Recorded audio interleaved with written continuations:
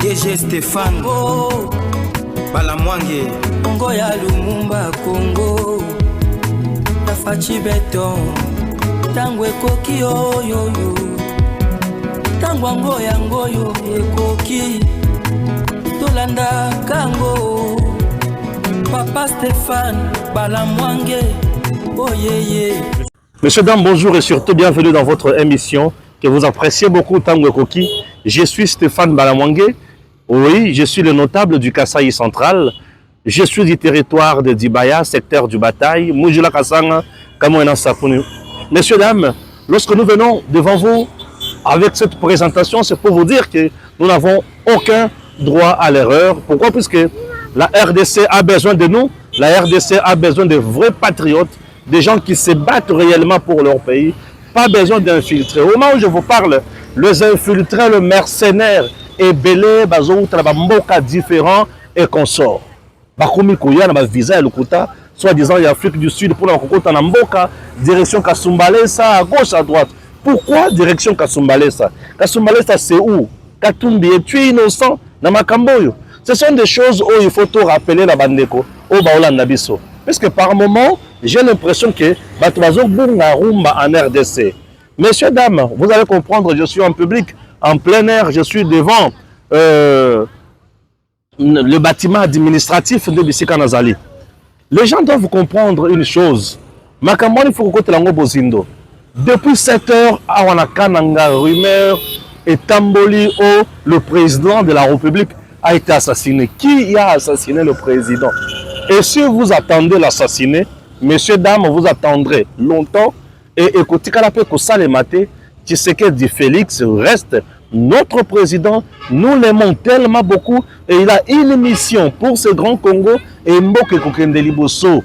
Oui, avec Tshisekedi, Mboke Kokende Liboso, puisque Tshisekedi n'est pas là pour trahir. Tshisekedi n'est pas là pour vendre le pays. Tshisekedi n'est pas là pour faire du mal au peuple congolais. Bandeko, ce n'est pas tout. Makambouze Belina Katia émission Oyo.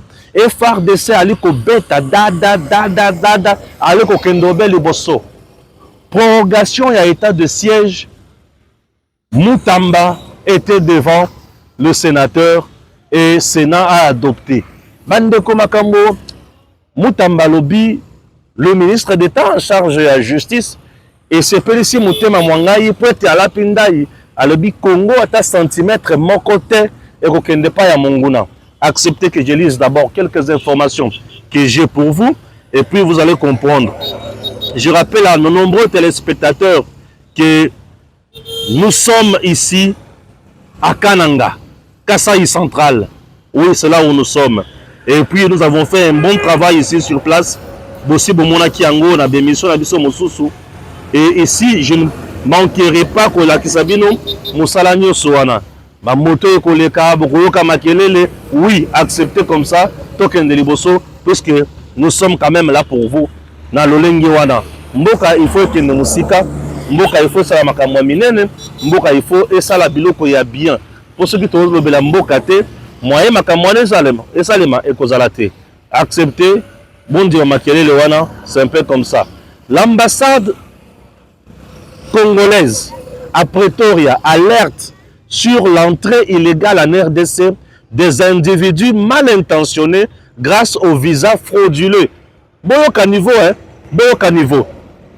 L'ambassade de la RDC en Afrique du Sud alerte le gouvernement de Kinshasa, celui de Pretoria, le service d'immigration et de police, ainsi que toutes les compagnies aériennes opérant en RDC sur la présence de certains individus qualifiés de mal intentionnés cherchant à entrer illégalement en RDC en utilisant des moyens frauduleux pour obtenir des visas dans le but de déstabiliser le pays et d'y renforcer l'insécurité. C'est-à-dire le mercenaire, koti.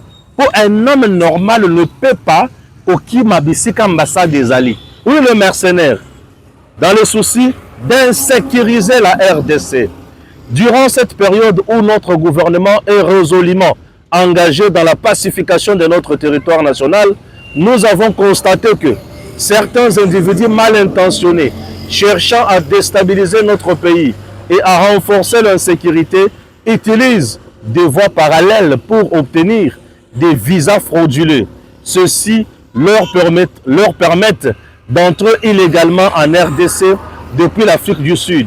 Face à cette situation préoccupante, nous avons décidé d'alerter notre gouvernement ainsi que le gouvernement sud-africain en particulier, le service d'immigration et de police ainsi que toutes les compagnies aériennes desservant la RDC. Peut-on lire dans une déclaration du 20 septembre consultée par votre chaîne. Messieurs, dames, makamboyo ba mercenaires o bakomi kuluka baya bakota pona kosala makambo ya mabe na RDC tozo fongolela ngo misu bo fongola misu.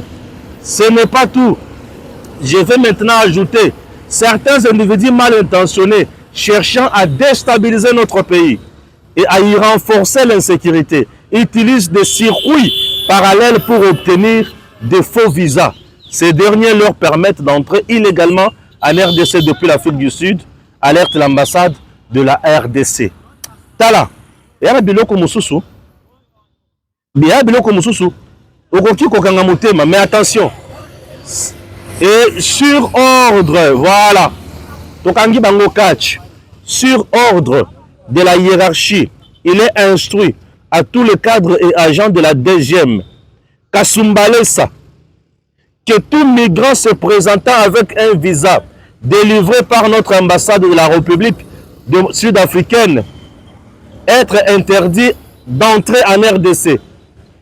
Ça, c'est le document officiel. Tokangi bango pema, tolakisi bango ete, baza maele koleka biso te. Nous traversons un temps où la communauté internationale va tuer belé bazoluka par tous les moyens, sa président Nabiso. De vérité, ces gens-là ne supportent pas notre président. Ils pensent que pour eux, Tshisekedi est trop dur. Pour eux, Tshisekedi ne partage pas leurs convictions. Pour eux, Tshisekedi ne coopère pas avec. Pour eux, Tshisekedi ne partage pas le minerai du Congo. Pour eux, Tshisekedi ne facilite pas la tâche.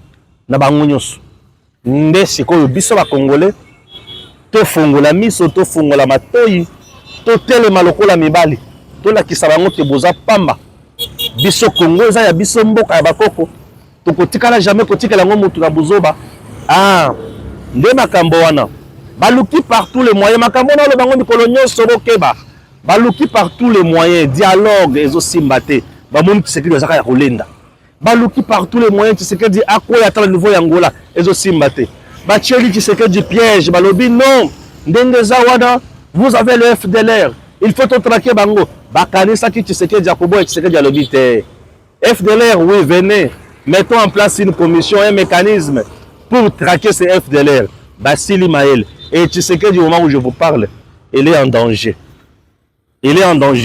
ba message bato bakomi kobimisa et komi ko sala somo mutu oyo asepeli sing mutema mwanga imbi nyikoleka il s'appelle Adolphe Muzito Fumumpa bande kona ngai bato mayele bakotikala bato mayele et bato bazali ko raisonner peza ya solo bakotikala ko raisonner ya solo et c'est nous kozala kaka na mitema yoka makambo un nouveau dialogue en RDC pour une interrogation quelle est son opportunité et quel serait le sujet à y traiter s'interroge Adolphe Muzito. Dialogue ya sika na RDC, oui. Opportunité nango kozala nini? Ba sujet ya ko traiter pe et kozala nini? Yoka makambo.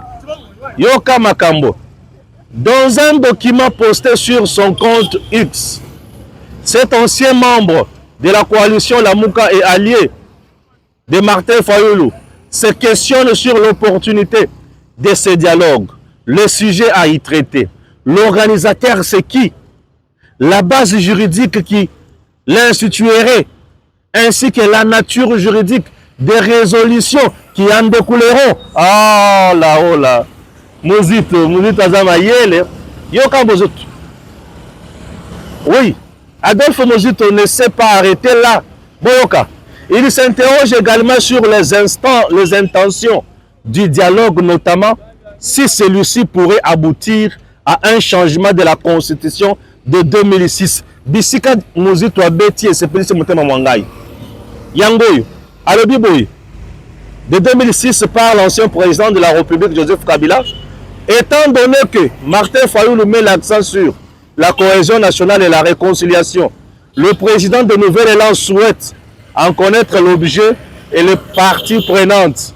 Quelle serait l'opposabilité des résolutions ou des actes de ces dialogues vis-à-vis des institutions de la République et du peuple congolais? Ces dialogues seraient-ils investis du pouvoir de préparer à l'intention du peuple un projet de constitution définitive en vue de résoudre l'actuelle constitution, de dissoudre l'actuelle constitution de février 2006, adoptée par un parlement de facto où siégeaient des députés non élus, mais nommés par un président de la République, lui-même non élu, et promulgué par le même président de facto, M. Joseph Kabila. Bisika kana sepeli na mozito nde yangoyo. Bisika mozito asepeli si motema mwangai nde yangoyo. Ah oui. Bande ko ngai boyoka. Bisika mozito asepeli si motema mwangai nde yangoyo. Sikona tanga nano makambo ya ba mituka ya banyangala kata oyo zokota en RDC. Mituka. Boyoka, boyoka. Il y a 2 jours, ils ont attaqué l'opposition des volontaires pour la défense de la patrie, autrement dit les Wazalendo, dans les Massissi et à Lubero. Ils ont également attaqué la localité de Kikuvo et Katwe et Grentil. Il faut reconnaître que le M23 n'a pas l'intention d'arrêter la guerre de conquête. Il est en tout cas dans une préparation des assauts de grandes agglomérations, indique-t-il. Ils ne respectent absolument rien. Pendant qu'ils parlent de cesser le feu, ils disent ne pas être concernés par ce cesser le feu et que c'est l'affaire du Rwanda et du Congo. Se plaint encore Jean-Claude Mbambaze, qui pointe en dernier lieu le dernier communiqué du M23. Cela prouve une balkanisation des faits, d'autant plus qu'un avion du gouvernement est empêché de survoler les airs qu'il qualifie de chez eux. Ah, Seigneur Jésus. C'est la preuve que ces gens veulent créer un État dans un État. Lâche ces membres de la société civile du Nord Kivu. Abakisi Lisusu. À peu près 9 camions sont arrivés dans l'ex-Kibumba, plein d'éléments. Donc, les forces de défense rwandaises continuent à se renforcer autour de Goma et Sake. S'alarme Jean-Claude Mbambaze, membre de la société civile du Nord Kivu. 9 camions et Zokota na Mandoki, 9 camions. Et 9 camions et contre les militaires et Beléa, armée rwandaise. Nous devons faire de notre mieux pour na Buzoba et Komikoya Mingi. Ils sont en train de se renforcer autour de Goma, Sake et aux environs pour voir comment asphyxier Goma, pour voir comment faire l'assaut sur Goma. Et nous avons intérêt, surtout au service de renseignement militaire, service tout confondu de renseignement, veiller sur ça, donner les bonnes informations, alerter les dirigeants, que nos autorités prennent ça en considération et surtout la task force mise à côté du président Tshisekedi fasse son travail avec l'état-major général. Mettez en place makambo oyo koki ko songa mboka na biso. Tokoki ko vanda bongo te. Tokoki ko zala surpris désagréablement te. Goma soki kwei ba nyangala katoyo bakocha biso mama na mal à l'aise. Nazo zongela ba boyo kamakambo. Congo Airways SA a obtenu un dépit de 90 jours de la part de l'Association du transport aérien international, a annoncé Jean-Pierre Bemba au Conseil des ministres. Ce moratoire permettra aux autorités de remettre en service l'un de leurs avions et de finaliser l'acquisition d'autres appareils, ouvrant ainsi, selon le ministre, la voie à un avenir plus prometteur pour la compagnie aérienne. Faites quelque chose, sinon c'est catastrophique.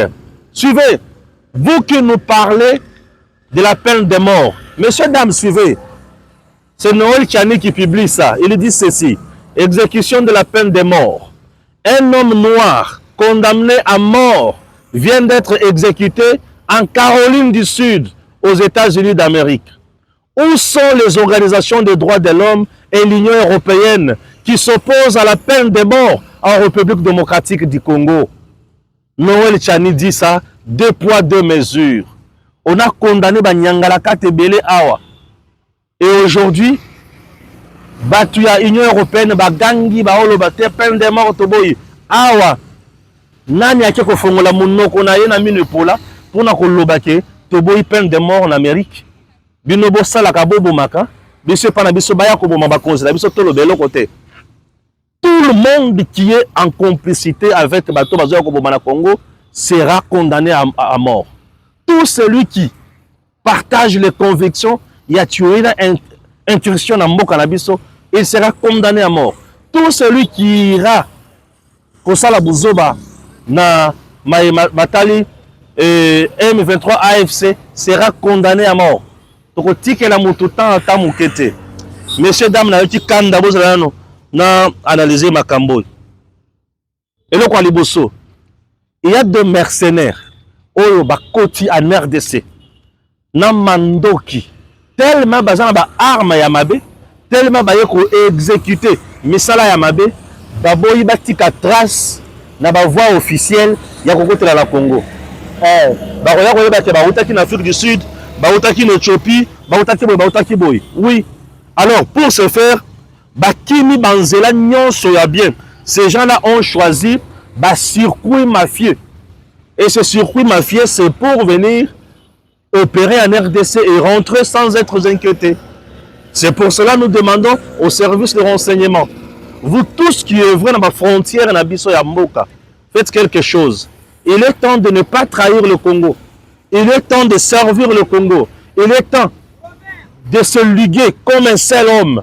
Il est temps de faire au mieux pour que notre pays aille de l'avant. Au cas contraire, nous serons surpris désagréablement. Messieurs, dames, ceux qui les ont corrompus, au tikeli banguna baye bakoti na Congo, babomi ba Congolais, babomi ba konzi ya mboka.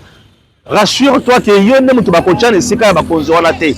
Bakotia bapaya na sika na bakonzi na biso et bapaya bakokonza Congo. Alors, je ne veux pas que bapaya bakonza Congo. Je veux que biso bana mboka total la musala na biso, total la bakonzi na biso, tokende na bakonzi na biso liboso. Eza na mupaya moko te akotikala koya kopesa biso Congolais eloko tobengi liberté azate. Mupaya akoya pona koyiba, mupaya akoya pona koboma, mupaya akoya pona kofragiliser biso et mupaya akoya pona kodominer biso. Qui veut demeurer sous la domination de petits messieurs comme des Rwandais? Qui veut rester sous la domination de Kagame et sanguinaire? Qui? Non, personne, je vous dis. Personne. Tous nous voulons la paix, tous nous voulons la liberté, tous nous voulons la force, nous voulons nos droits. Alors pour que nos droits aient Liboso, nous devons nous battre pour notre pays. La RDC, c'est notre nation, c'est notre terre, on doit se battre. Bisika tout oza, tombola bendele, munguna kota te. Kondimate munguna kota nenzela na yo. Je tiens à saluer nos compatriotes qui travaillent dans l'ambassade de l'Afrique du Sud. Basali preuve de patriotisme, non méritocratie. Il y a un circuit qui nous échappe. Certains mercenaires entrent au Congo pour renforcer l'insécurité et semer pagaille et troubles, représailles. Non. Nous devons faire de notre mieux pour nous commettre Bango hors d'état de nuire. Voilà ce que nous voulons. Il faut mettre tous ces gens-là hors d'état de nuire. Ah oui. Bazaba tu as hors d'état de nuire. Bande kolanga ba Congolais muto ko sabino te. Mboko yoza ya biso, mboka ya bakoko. Mboka na biso mboka ya bakoko. Soki to tiki mboka ya bakoko to pesa ngona monguna, boye bakena bakoko bisika bazana nkunda. Bakoyoka mitema pasi bakomitura me. Bana to tikela mabele, to bundela pona mabele. Makila etanga pona mabele. Bana basopa mabele ya Congo. Ekene na monguna boye, jamais. Bravo. Donc comme l'ambassade a déjà alerté, je demande aussi à la police et à notre armée d'intensifier des patrouilles mixtes. Désormais, commencer à contrôler des cartes. Contrôler des cartes. Oui. Contrôler des cartes. Moutokomi kolia mounoko.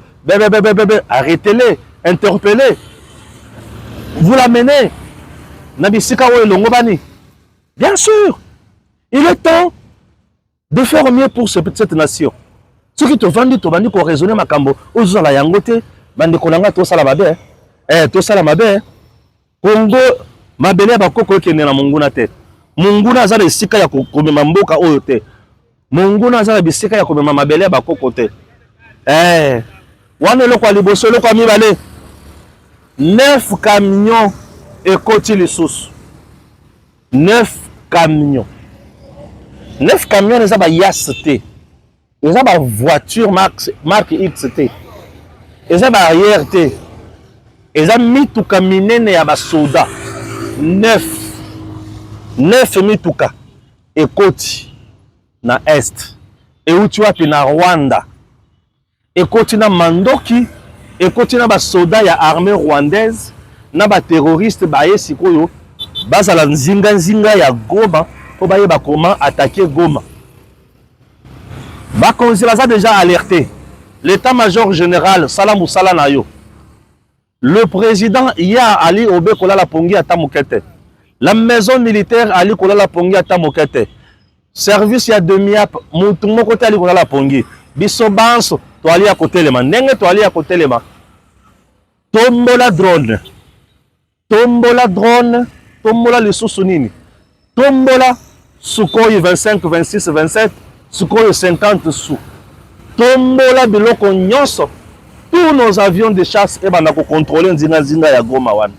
Ceux qui va monter mouvement ya banyangala kata quelque part bombarder-le. Ces gens-là bazo respecter le ko ba bengi c'est le fait. Ngai na yebisa kabino mikolo nyonso c'est le fait ezalaka te. Trêve humanitaire ezalaka te. Nous devons nous battre pour tuer l'ennemi. Si nous ne nous battons pas, l'ennemi va nous faire mal. Alors pour ne pas être surpris désagréablement, battons-nous. Oui, ouvrons le feu. Ne cherchez pas à être bien coté. La communauté internationale que vous craignez là n'est pas avec nous. Elle est avec l'ennemi. C'est elle qui fait tout pour l'ennemi. Alors si vous cherchez à être de bons enfants, de bons élèves, la communauté internationale est en train seulement de rigoler. Alors on ne peut pas accepter que certains imbéciles viennent nous importuner. Non, non, non, non. Il s'agit de notre nation. Ok? Voilà. Trêve humanitaire, c'est le feu, n'a pas mis de côté notre souveraineté. La souveraineté de la RDC doit être respectée. Bien sûr, respectons la souveraineté de notre pays. Allons dès l'avant, frappons l'ennemi, contrôlons, sécurisons l'intégrité territoriale, faisons de notre mieux. Notre pays, notre Congo, c'est un pays de merveille, un pays convoité par tout le monde. Le pays qui fait du bien. Bien sûr, tout le monde pense que Congo, tozo yango, Congo, tolia yango, Congo, to exploiter yango. Biso tokotike la mutu mokote aya ko exploiter Congo awa. Congo mboka ya biso mabele ya bakoko. Ata mutu mokote. Na vandi kaka na tongo, na yoki, oh Baboumi Tshisekedi, Baboumi. Non, Tshisekedi n'est pas mort. Fachi n'a pas été assassiné. Et Fachi n'est même pas malade. Bon, tu as un message à Mabéwana. Vous savez c'est quoi? C'est l'armée numérique du M23. C'est l'armée numérique du Rwanda. C'est l'armée numérique de la communauté internationale. Aujourd'hui, en RDC, il y a des journalistes recrutés par la communauté internationale, recrutés par le M23, recrutés par tous les détracteurs. Balamwang, jamais. Il est vrai patriote, l'homme qui parle pour son pays. C'est moi. Batuebele ba comment recruter na banguna. Baye baka comment éjecter des formations à Mabé pour na ko démobiliser ba troupe. Ce qui est formation est tamboli. Akei ba lembi ba boaki mandoki. Non. Wazalendo Bisiko Ali, le commandant suprême est en vie. FRDC Bisiko Ali, le commandant suprême est en vie. Congolais Nyonso Bisiko Zali, le chef de l'État est en vie. Notre président est là. Mabe mokote yelié. Et mabe mokote ko tikala ko yela ye. Azali mwana nzambe. Azana bon moyi. Mwana nzambe. Aza muzete, fachi aza muzete. Muze Laurent Désiré Kabila boboma ye poete aliaka biloko na bino bino ne mutu bumimaka ye na bokonzi mais Faci auti pa ya Zakombao biso peuple tomemie na bokonzi azana mission na ye et mission o alina yango pona mboka na biso et ali mission moko ya mutu ya makasi et Nzambe akozala toujours na ye po akokisa mission wana et mission wana ekoba tokende nango be kaka liboso Faci mutu akosala mabe azate mutu akosala mabe azate tata tokomi na minutes boni nous avons 25 minutes mutu akosala Faci mabe alite boali komi kosa nalo bomi kosite bo komi kosa ya solo nalo bomi kosite mutu akosala Faci mabe alite mbokonzi na biso Félix Antoine Tshisekedi Tshilombo et là il fait son travail et makambo et ali kotambola Mutamba na Sénat a ebisi bino que un procès a été organisé contre Corneille Nangaa, les criminels et terroristes ainsi que ses affidés, d'autres Congolais qui s'aventurent bakokoma kaka na pasi wana. Constant Mutamba bitumba na ye mati niveau et bitumba na ye comme bitumba ya solo bato oyo bazona kati ya koyina ye kubundisa ye musala bango musala ya punda alabi makambo mutu ya na kati ya Sénat mabele ya Kongo ata eteni moko te kokende pa ya monguna alala pongi abosana Kongo ezali pona ba Congolais makambo ali kotambola la Congo epe kime yali cher Congolais baye bazwi matière wana no te bazwa yango pe basepela nakoloba mingi lelo te nayaki na terrain nayaki na terrain et makambo na sali na terrain ezali somo naza na Kasai central na Kananga Chute Mbombo un partenaire est déjà là tosololaki pona baoyo bazwaki chance ya kolanda elema siko makambo ya Chute Mbombo te balanda yango sikoyo bayoka makambo et puis tokutana après. Messieurs, dames, bonjour. Nous sommes, comme vous le constatez, ensemble avec nous na Chute Mbombo awande paiwa pisikoyo toyekole la terre. Nous sommes venus vous annoncer la bonne nouvelle. Grâce au ciel, la RDC a un président que nous appelons Félix Antoine Tshisekedi Tshilombo. Oui, la bénédiction personnifiée Félix Tshisekedi asungi Kasai central désormais kolela esili molili esili. Je vais dire quoi par là? Il est le coordonnateur. Il y a pour le Grand Kassai, il y a Anser. Anser azali l'État congolais. Anser azali créé depuis 2016. Mais Moussala Malongo banaki kosala matin pour bato banaki kozala nyamu mingi. Depuis que le président Tshisekedi est arrivé au pouvoir, azui Anser pour na lotiliki na ba milieu rural pe na ba piri urbain. Alors, messieurs dames, Anser solution pour la construction et la centrale Oyo. Je suis là avec le coordonnateur Boyokai. Monsieur le coordonnateur, bonjour. Bonjour Ndeko Stéphane. Je ne sais pas la na lingala ou na français. On pourra mélanger les deux. Merci beaucoup Ndeko Stéphane. Tokutani awa la rivière Lulua na Chute Mbombo. Expliquez biso. Toyeka pour la kotala to misala sikolo et bandi déjà. Merci pour na motuna na yo Ndeko Stéphane. Ezamba la liboso te biso to tia makolo na biso awa. Alors, ce qui est kaka pour la continuité et utilité na biso awa ekozala te. Mais le lot ngana yo awa pour la koloba na population était Anser oyo mbano ya chef de l'État pour na kosilisa misala ya centrale hydroélectrique ya Mbombo asi abandi déjà musala. Abandi musala parce que centrale les a projet munene avant bomo nango na misu ba préparer ngo na ba bureau. Donc étape nyonso ya ba préparation et c'est bandi et na mikolo ezali koya sima ndebo komona ouvrage ko banda kosalama awa. Donc les options sont levées, tozui ndingisa ya chef de l'État, tozui ba bailleur de fonds oyo ba ko financer projet. Donc na ye na yo awa pona confirmer que bandeko ba osala misala si ba yebani et dans les jours qui suivent musala kosalama sur le terrain. Bato oyo basi ba pesi misolo ba yebani déjà ba ju décision pona misolo ezala basi ba yebani. Alors messieurs dames ndenge zaboye esengeli boye ba ete et kosala musala moko ya makasi. Centrale est estimé na mégawatt au moins combien? Bon, ce qui est tomoni na yo ba shit oyo, eza ba shit moko formidable. O to benga merveille de Dieu ya nature ya ngoyo. il n'y a même pas des efforts à faire pour nous sa puissance. Ce sont des sites qui peuvent produire jusqu'à 20 MW. Mais pour le moment, dans la centrale hydroélectrique, il y a 12 MW avec possibilité de étendre plus tard. Mais le premier projet, tu peux installer une centrale où il peut produire 12 MW. Centrale qui peut produire 12 MW et qui peut servir ton électricité au moins combien de ménages? Ça peut aller à combien? En tout cas, avec puissance, il y a 12 MW. Tu es certain qu'il faut réduire de moitié besoin. Il y a énergie, il y a population, il y a ville à Cannes, dans les environs.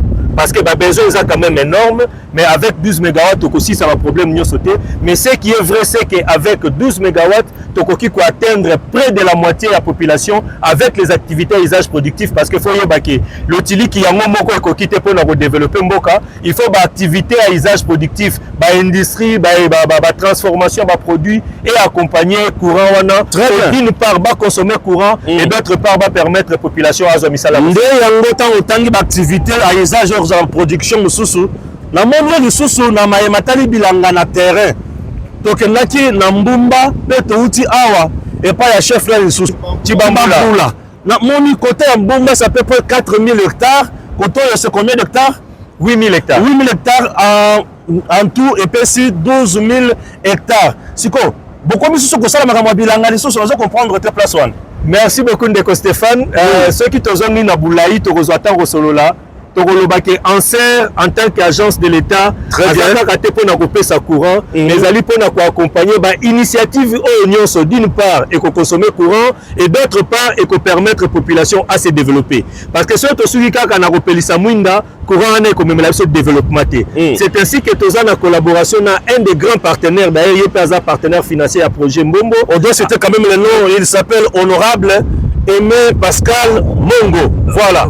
Honorable Aimé Pascal Mongo a d'une part acteur politique et acteur économique Yambo Cannabiso. Oui. C'est un Congolais de père et de mère. Oui. Andimi Kotia Misolonaye pour permettre province ya Kasai centrale et bénéficier d'un ouvrage à Mounene. Aimé Pascal Mongo. Mais à ceux qui ont a possibilité na mabele minene oyo toza nango na kati ya province mabele oyo to exploiter yango en installant oyo tozo benga parc agro-industriel. Parc agro-industriel wana ezali à grande envergure pour na kosala musala bilanga ko transformer ba produit ko bimana bilanga wana et puis ko permettre population na biso d'une part baza musala ya kosala et d'autre part et bénéficier pe na consommation ya courant oyo to ko produire awa. Bandeko bakosala misala na bilanga bakozwa moi le meilleur ya kotonga pe bandako malonga po bango pe bakoma client na centrale te parce que bandako tomoni ya matiti et ko simba te po na kocha lotiliki na kati mais ceux qui ndeko wana zu musala malonga et biso même toza bénéficiaire parce que to ko permettre yé abongisa ndako na ya tyango na ba conditions pe à bénéficier na courant. Donc c'est vraiment une chaîne fermée de production. D'une part l'énergie est produite, d'autre part, elle est consommée pour engendrer les activités à usage productif. Et ces activités nous amènent au développement intégral de la population qui est en mesure de consommer à nouveau le courant. Donc, les cercles de développement avec cancer.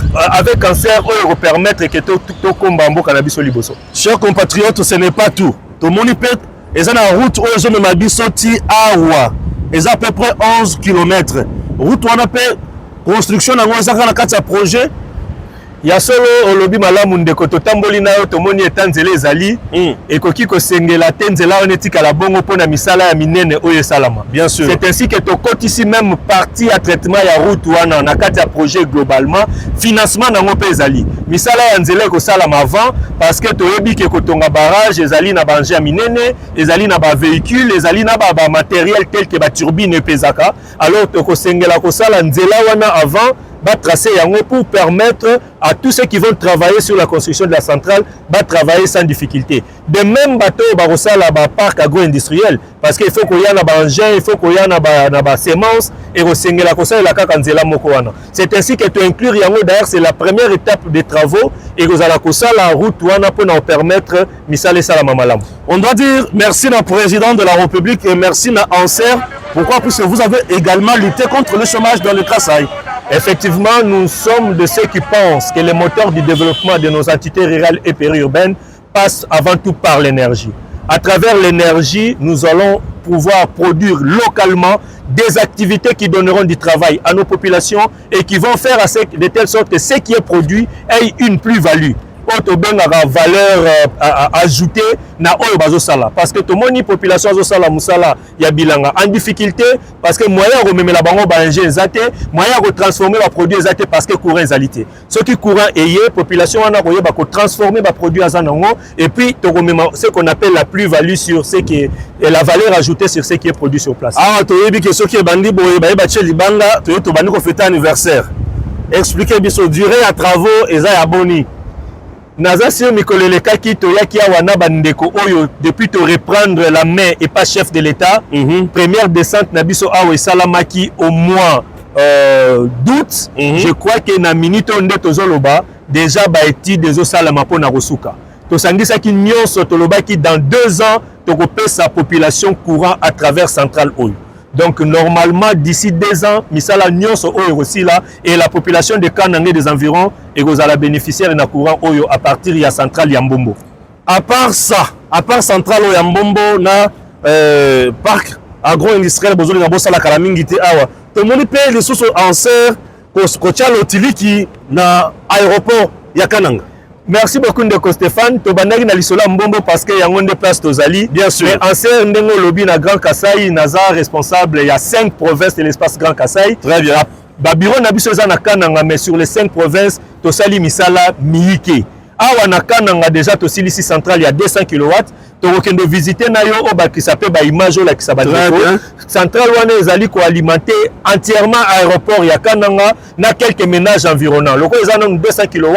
Tosuki si ba ménage na 100 ménages ceux qui toko batisa puissance peut-être toko batisa pe bandeko mususu mais misala c'est sili et tikalika ka inauguration nango ko sala moi euroya pour toper sa population na aéroport entièrement courant mais tosuki na Kananga te na ba province mususu toko koma na bureau na kopesa yo tableau ya misala oyo en serre sur l'impulsion des chefs de l'État batu mingi bavandi na ba salon na bango na ba réseaux sociaux batambola raté bazoloba o bazoloba mais biso ozali ba acteur na ba témoin ya ba action ya développement au chef de l'État a initié na kotangela o aussi to sali dans Grand Kasaï place nga naza coordonnateur naza sir na ba image o lakisa batu mingi ba okanga munoko ba omona qu'effectivement chef de l'État azali ko matérialiser vision na à travers les faits concrets o biso toza à la fois ba témoin parce que tozo mona mais toza pe ba acteur parce que toza ko contribuer na carte à développement. La meilleure façon de critiquer c'est de mettre la main à la pâte pour apporter les solutions là où il y a des problèmes au lieu de rester les bras croisés dans les réseaux sociaux pour raconter Makambo Eza Lukuta alors que sur le terrain il y a un travail qui s'est fait et dans les jours qui suivent tant que tu reçois la inauguration à la centrale Nagoli qui est disponible pour accompagner Bisso Ndeko Stéphane Mikolo Zolanda tokosa la tour ya ba centrale nyonso. On est là aussi ici na mbongo ya l'État sous l'impulsion du chef de l'État, c'est le gouvernement congolais qui a financé mais ça la mingi sili to memi courant même place au badai barate ke ba omona courant. Nako cité en passant Lwebo, Kamonya, Wembonyama, Lumumba ville Mweneditu eza ebele tokotambola pona olakisa misala wana sili kolakisa ke ya solo. Merci beaucoup, merci cher coordonnateur. Merci beaucoup. Merci de Stéphane. Récupérer mes nanga. Nous allons continuer déjà la musala langai. Merci. Merci. Voilà, messieurs dames, ndenge zawana, vous avez compris que le président Tshisekedi reste le meilleur. C'est depuis 1960 Kino Lelo, le Congo a connu le président Lokola Bakasavubu, Mobutu, OK, Mzee Laurent Désiré Kabila, Joseph Kabila, Félix Tshisekedi aujourd'hui. C'est Félix Tshisekedi Moutopesi, Kasai Central, Siko le courant. Central et Yangon et Salim. Je dois, Koloba moi le crois bien, Nabandaki on a une bandel. Boyo Kanga bien. Ansar est créé depuis 2016. Mbongo et Bandako Bima projet Nancer. 2017, 2018. Mbongo et Bandako Bima. Mais, ba frapper, ba Bandaki ko frapper. On a président Félix na pouvoir te. Bacha yango na tiroir. Mais président Tshisekedi a lobby na zona prochaine pesa courant. Mundele souci na yezalaki que pour la ville courant dans la ville et courant ville wana vous avez un impact sur ba milieu il y a 500 millions d'euros. Mais et comme contraire dans le cadre de 145 territoires, le président Félix Tshisekedi veut développer le Congo bandana base. Mais base wana il faut ça na courant. Anser est là pour aider la base à son courant. Anser est là pour faire tout ça et accompagner de projets énergétiques. Messieurs, dames, nous sommes très heureux. Il y a comment que Anser et Zosala Moussala Malamu. À tous les niveaux, Maman Judith Toulouka, Bafongola Nzela, le ministère des Finances, Makamoza l'a toujours bien. Au budget Zanango, nous comptons énormément sur vous. Bravo la présidente Tshisekedi. Le Kassai central aura un fonds du courant. En dehors de ça, Aimé Pascal Mongo, Moulouba Ami Balé, Alobi Boye, Baba Kesseli Bango sur le parc agro-industriel. C'est fantastique. Là, c'est la jeunesse. Il y a Kassai et Rosa Moussala. Oh, Fachi Asane le communauté na Kassai. Oh, Nazobe Tamasolo. C'est Fachi. Nous allons écouter au suivant. DG Stéphane Balamwange Congo ya Lumumba Congo Tafachi Beton Tango ekoki yo Tango ngoyo ekoki Tolanda kango Papa Stéphane Balamwange Oh yeah yeah